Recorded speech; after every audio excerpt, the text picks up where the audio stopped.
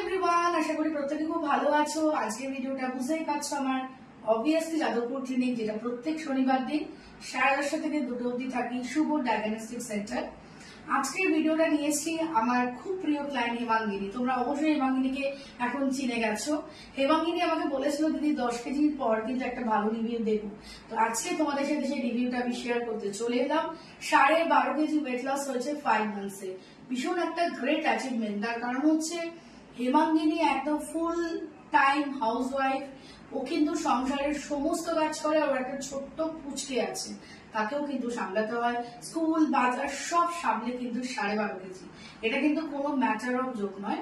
এবং সব থেকে বড় কথা হচ্ছে এই যে ভরসা করা, বিশ্বাস করা, কন্টিনিউশন রাখা এবং প্রবলেম হলে বলা, এবং সব থেকে বড় কথা ডায়েট চার্ট তো সবাই নিয়ে নেয়, তারপর সেটাকে কন্টিনিউ করাটা কিন্তু একটা বিশাল বড় মানে একটা সাইকোলজিক্যাল ব্যাপার এসে যায় যে আমি এটা খেতে পারছি না, কিন্তু সব খেয়েও যে ওয়েট লস করা যায় প্রুভ করে দিল। তো হেমাঙ্গিনী আজকে তোমাদের সাথে ওর 5 মাসের জার্নি শেয়ার করতে চলে এসেছে। তো আশা করি তোমাদের ভালো লাগবে। বলো হেমাঙ্গিনী। হ্যালো বন্ধুরা, হ্যাঁ আমি এটাই বলতে চাই যে ম্যামের কাছে আমি গত 5 মাস ধরে আসছি। আমার 12.5 কেজি ওজন অলরেডি কমে গেছে। আর সবটাই ম্যামের ওপর। ম্যাম আমাকে যা ডায়েট চার্ট দিয়েছে, যা যা বলেছে আমি ঠিক সেরকম ফলো করি। সত্যি কথা, একদম টাইমটা। আচ্ছা তুমি কত ব্যস্ত থাকো সেটা সবাইকে বলে দাও।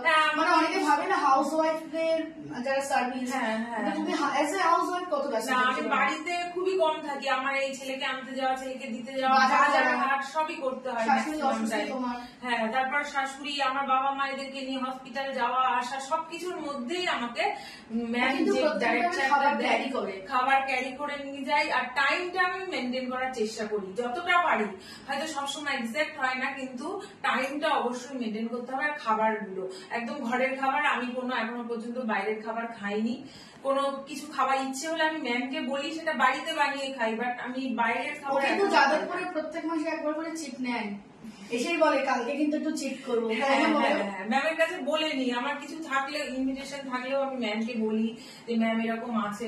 সব জানিয়েই করি, যেটা করি, যেটা বলেছেন উনি আমাকে প্রথম দিন থেকে, আমি সেটা ফলো করার চেষ্টা করি। একটা খুব সুন্দর ইনসুরেন্সও হয়েছে।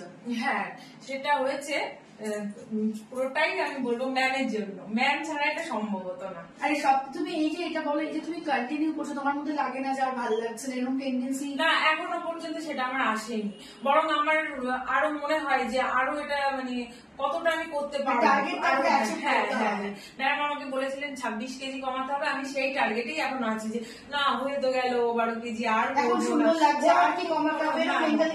না সেটা নেই। আর খাওয়ার কথাও আর মনে আসে না, আমার ওইসব খাবার দেখলেও আর মনে হয় না খাই। আচ্ছা তুমি তাদের বলো যারা ডিসকন্টিনিউ করে নেয়, কন্টিনিউ করতে, তাদের উদ্দেশ্যে ডিসকন্টিনিউ করে তোমার যেটা করলে সেটাও গেল, সবই গেল, মানে লাভ হলো না। ইচ্ছে মাঝে মাঝে মানুষের চলে আসে ভেতর থেকে যে এত আবার আলাদা করে বানানো করানো, কিন্তু সেটা নিজেকে কষ্ট করে একটু করলে এত সুন্দর একটা জিনিস পাবো, আমি ফলটা পাবো, সেইটার জন্য তো আমাকে কন্টিনিউ করতে হবে। হ্যাঁ, ম্যামের সঙ্গে আড্ডা মারতে চলে আসি প্রত্যেক মাসে শনিবার করে। এটাই। তাহলে তোমরা বুঝতে পারলে তো, তোমরা যারা চাইছো আমার সাথে যোগাযোগ করতে আমাকে হোয়াটসঅ্যাপ করো। অবশ্যই ভীষণ ভীষণ ভালো। আর ম্যামের উপর পুরো বিশ্বাস রাখতে হবে। একদম। টাটা সবাইকে।